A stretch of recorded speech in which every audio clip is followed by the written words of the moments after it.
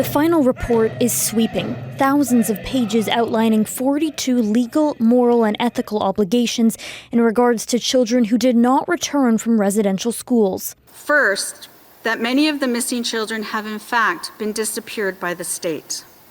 Second, that there is an urgent need to establish a commission of investigations into the enforced disappearance of Indigenous children in Canada.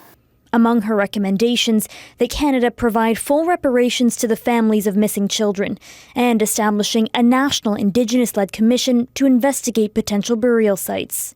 The Canadian legal framework is currently not equipped to provide adequate protections to these sites of truth before, during, and after the searches and investigations are done.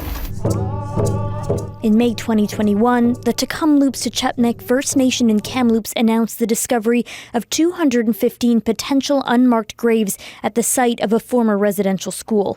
In recent years, there has been a growing movement across Canada to deny those findings. In her announcement, Marie also recommended making that kind of residential school denialism illegal. With the rise of, denialism, that's harmful.